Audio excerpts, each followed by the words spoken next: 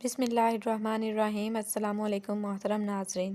حضور سرور کائنات صلی اللہ علیہ وسلم کی زندگی ہمارے لیے بہترین نمونہ ہے، اور کیوں نہ ہو کہ آپ محبوب خدا ہیں، امام الانبیاء ہیں، قیامت کے دن شفاعت کرنے والے ہیں کہ جس دن کسی نبی کی بارگاہ خداوند میں حاضر ہو کر سفارش کرنے کی جرت نہ ہوگی۔ آپ کی شان اتنی ہے کہ اگر مٹنے کی بات کی جائے تو دنیا ختم ہو سکتی ہے، لیکن حضور کائنات صلی اللہ علیہ وسلم کی شان ختم نہیں ہوگی۔ اگر یہ کہا جائے تو غلط نہ ہوگا کہ شان مصطفیٰ اگر کوئی ہستی جانتی ہے تو وہ اللہ تعالیٰ کی پاک ذات ہے، اور اگر کوئی ہستی شان خدا جانتی ہے تو وہ حضور کائنات صلی اللہ علیہ وآلہ وسلم کی پاک ذات ہے۔ آج کا ہمارا یہ بیان حضور صلی اللہ علیہ وسلم کی زندگی کا وہ واقعہ ہے ہمارے لیے مشعل راہ ہے، اور یہ واقعہ حضور صلی اللہ علیہ وسلم کی شیطان کے ساتھ ہونے والی ملاقات اور اس سے ہونے والے سوالات کے بارے میں ہے۔ اس سے پہلے کہ ہم اپنی ویڈیو کا آغاز کریں، یہ بتانا بھی آپ کو ضروری ہے کہ جب اللہ تعالیٰ نے حضرت آدم علیہ السلام کو پیدا فرمایا، فرشتوں اور شیطان کو حضرت آدم علیہ السلام کے حضور سجدہ تعظیم کرنے کو کہا تو یہ شیطان انکاری ہوا۔ اللہ تعالیٰ نے بھی اس لائن کو لعنت کے طوق کے ساتھ جنت سے نکال پھینکا۔ چونکہ شیطان کے جنت سے نکل جانے کی وجہ حضرت انسان ہوا تو وہ اپنے حسد کی آگ بجھانے کے لیے شیطان اللہ تعالیٰ کے بندوں کو صراط مستقیم سے ہٹانے کا کام شروع کر دیا۔ مختلف نبیوں اور رسولوں کے دور میں ان سے ملاقات کرتا رہا اور ان کی قوم کو تباہ و برباد کرنے کے لیے مختلف چالیں چلتا رہا اور ان کو گمراہی میں ڈالتا رہا کہ جس کی وجہ سے ان پر نہایت دردناک عذاب آئے اور ان کا نام و نشان صفحۂ ہستی سے مٹ گیا۔ حضرت نوح علیہ السلام سے تو شیطان کی ملاقات ہوئی تو آپ نے اس سے پوچھا کہ اے بدبخت، یہ بتا کہ بنی آدم کی کون سی عادات تجھے اور تیرے لشکر کو گمراہ کرنے میں معاونت کرتے ہیں؟ تو شیطان نے جواب دیا کہ جب ہم بنی آدم کو کنجوس، بخیل، سرکش اور جلد باز پاتے ہیں تو اسے جپٹ لیتے ہیں۔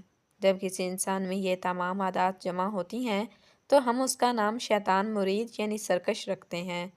جب حضرت موسیٰ علیہ السلام سے شیطان کی ملاقات ہوئی تو شیطان نے آپ علیہ السلام سے کہا کہ اے موسیٰ، اللہ تعالیٰ نے آپ کو اپنی رسالت کے لیے مبعوث فرمایا ہے اور آپ سے ہم کلام ہوا ہے۔ میں بھی خدا کی مخلوق میں شامل ہوں اور مجھ سے ایک گناہ سرزد ہوا ہے۔ اب میں توبہ کرنا چاہتا ہوں۔ آپ اپنے پروردگار کے پاس میری سفارش کریں کہ میری توبہ قبول کرے۔ حضرت موسیٰ علیہ السلام نے اللہ تعالیٰ سے دعا کی۔ حکم ہوا کہ اے موسیٰ، ہم تمہاری حاجت بر لائے۔ پھر حضرت موسیٰ علیہ السلام شیطان سے ملے اور کہا کہ مجھے ارشاد ہوا ہے کہ تو آدم علیہ السلام کی قبر کو سجدہ کرے تو پھر تیری توبہ قبول ہوگی۔ شیطان نے انکار کیا اور شدید غصے میں آ کر کہنے لگا کہ جب میں نے حضرت آدم علیہ السلام کو ان کی زندگی میں سجدہ نہ کیا تو اب مرنے پر اس کی قبر کو کیا سجدہ کروں گا۔ پھر شیطان نے کہا کہ موسیٰ علیہ السلام، تم نے اپنے پروردگار کے ہاں جو میری سفارش کی ہے، اس لیے تمہارا مجھ پر ایک حق ہے۔ تم مجھ کو 3 حالتوں میں یاد کیا کرو، ایسا نہ ہو کہ تم کو ان 3 وقتوں میں ہلاک کر دو۔ ایک تو غصہ کے وقت مجھ کو یاد کرو کیونکہ میرا وسوسہ تمہارے دل میں ہے اور میں تمہاری رگوں میں خون کی طرح دوڑتا ہوں۔ دوسرا، جہاد اور غزوات کی حالت میں میرا خیال کریا کرو کہ میں فرزند آدم کے پاس اس وقت جاتا ہوں جب وہ کفار سے مقابلہ کرتا ہے اور اس کے بال بچے، بیوی اور گھر والے یاد دلاتا ہوں یہاں تک کہ وہ جہاز سے بھاگ کھڑا ہوتا ہے۔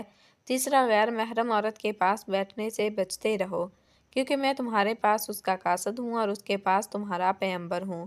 حضرت ابن عباس رضی اللہ تعالیٰ عنہ فرماتے ہیں کہ ایک دن حضور نبی اکرم صلی اللہ علیہ وسلم مسجد سے باہر نکلے تو وہاں شیطان ملعون کھڑا تھا۔ آپ علیہ السلام نے فرمایا کہ اے کمبخت، کیا چیز تجھے مسجد کے قریب لائی ہے؟ شیطان نے کہا کہ حضور، مجھے اللہ تعالیٰ نے آپ کی خدمت میں حاضر ہونے کا حکم دیا ہے۔ آپ علیہ السلام نے فرمایا، اللہ تعالیٰ نے تجھے میرے ہاں کیوں بھیجا ہے؟ شیطان نے عرض کیا تاکہ آپ مجھ سے حسب منشا کچھ پوچھیں۔ حضرت ابن عباس رضی اللہ تعالیٰ عنہ فرماتے ہیں کہ پہلے آپ صلی اللہ علیہ وسلم نے اس سے نماز کے متعلق پوچھا کہ اے شیطان، میری امت کو نماز باجماعت سے کیوں روکتا ہے؟ شیطان نے عرض کیا، حضور، جس وقت آپ کا کوئی امتی نماز باجماعت کے لیے گھر سے نکلتا ہے تو مجھے ایک مرض گھیر لیتا ہے۔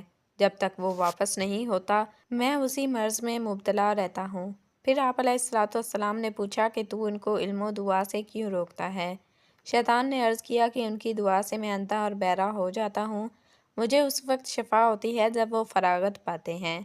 आप अलैहिस्सलाम ने फरमाया, वो उनको कुरान पढ़ने से क्यों रोकता है?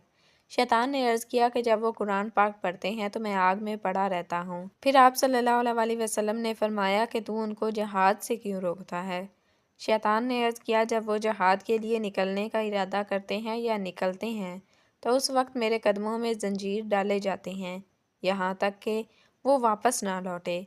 उसी तरह जब वो हज को जाते हैं तो उनकी वापसी तक मेरे गले में तोक और पाँव में ज़ंजीर डाली जाती है। इसी तरह जब वो सदका का इरादा करते हैं तो मेरे सर पर कुल्हाड़े चलते हैं जो मुझे ऐसे काटते हैं जैसे लकड़ियों को काटा जाता है।